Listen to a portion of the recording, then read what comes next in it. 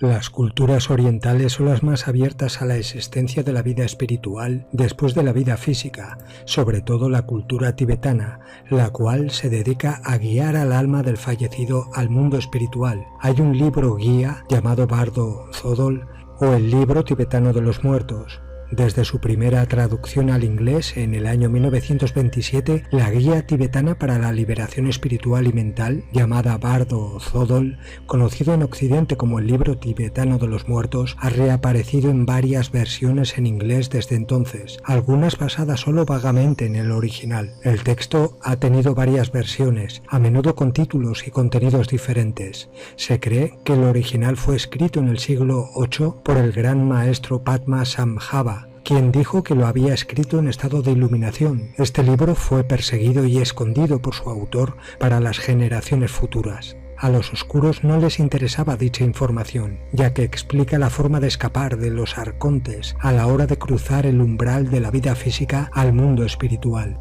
El texto fue redescubierto 6 siglos después por Karma Lingpa, que algunos creen que fue una reencarnación del mismo Padmasambhava. Desde el siglo XIV, el texto ha ocupado un lugar central en el budismo tibetano, dando origen a una gran cantidad de textos paralelos, complementarios y derivados. Evans Wentz acuñó el título en inglés para la edición de 1927 sobre la base de analogías que percibió con el texto funerario egipcio The Book of Coming Forth by Day, el libro de salir a la luz del día, conocido en Occidente como el libro egipcio de los muertos. Tanto los libros tibetanos como los egipcios tratan sobre la muerte y sus diferentes fases y las diferentes dimensiones por las que pasa el alma de los muertos. Sin embargo, el título tibetano Bardo Zodol no se refiere a la muerte como tal. Zodol significa liberación a través de la comprensión. Bardo significa un estado intermedio, un intervalo o transición entre dos estados mentales, ya sea que se experimenten en vida o después de la muerte. Por lo tanto, el título tibetano de la obra, que podría traducirse más literalmente como liberación a través de la comprensión del estado intermedio, alude al bardo, estados que se pueden experimentar en cualquier punto del ciclo de la vida, la muerte y el renacimiento. Sin embargo, la obra en sí analiza abiertamente solo los estados del bardo experimentados durante la muerte y ofrece instrucciones explícitas sobre cómo navegar por ellos. Es difícil apreciar la importancia del contenido manifiesto en la obra sin un sentido de su contexto cultural más amplio. El Bardo Zodol presupone una cosmología de la experiencia humana en la que la existencia se considera inherentemente fluida e impermanente, involucrando una serie de etapas de las cuales la muerte es simplemente una de ellas.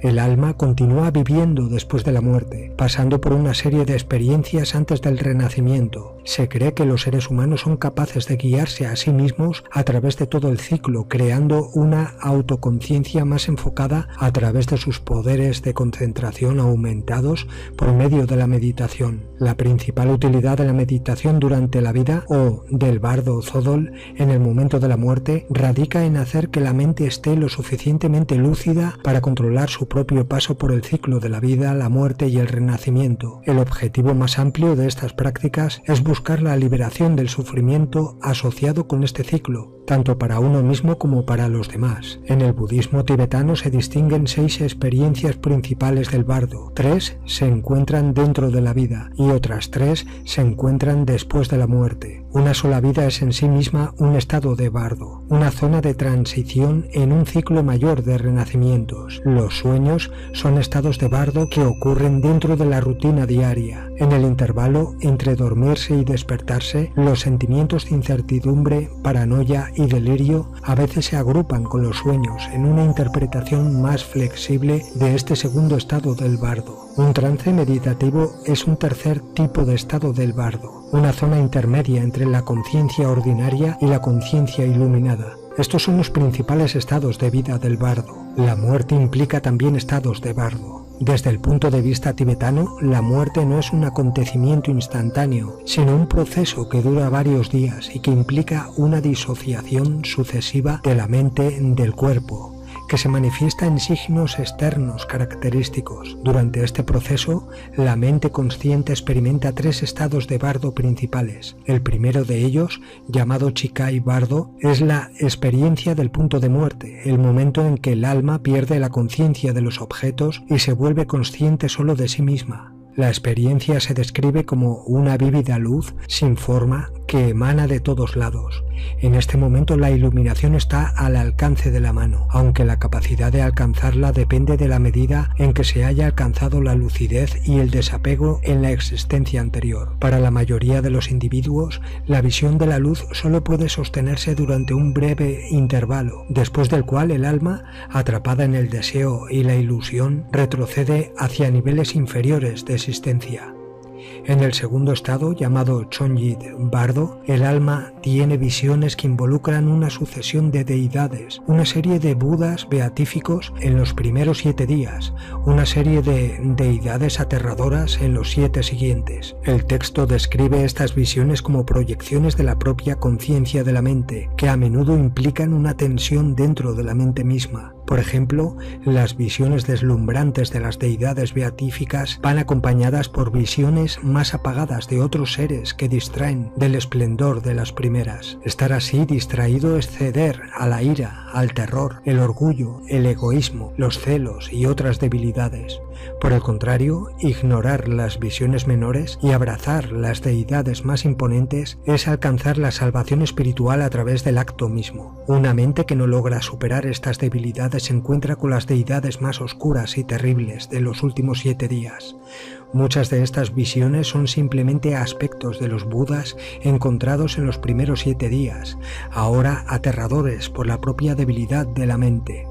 La liberación todavía es posible aquí simplemente reconociendo a estos seres por lo que son. Sin embargo, el acto también es más difícil ahora porque el terror obliga a la mente a huir en lugar de examinar sus experiencias. Aquí vemos cómo se repite el tema de las entidades parasitarias, arcontes, que se aparecen a la hora de desencarnar el alma del fallecido para evitar que escape. Una mente que no ha logrado liberarse a estas alturas entra en el Sitpa Bardo, la tercera etapa, la más desesperada. Aquí la mente se enfrenta a una serie de alucinaciones, incluidas visiones de persecución de demonios y furias, de ser devorado y cortado en pedazos. Una mente puede permanecer aquí durante muchas semanas, hasta el 49º día después de la muerte, dependiendo de las facultades del individuo en particular. Estas experiencias culminan con el renacimiento en alguna forma consciente. Si uno renace como humano o animal, o es relegado por un tiempo a uno de los muchos infiernos tibetanos, o si uno logra la liberación de todo el ciclo de la vida y el renacimiento, alcanzando así la budeidad, depende del éxito de uno en superar la debilidad sobre el curso del ciclo.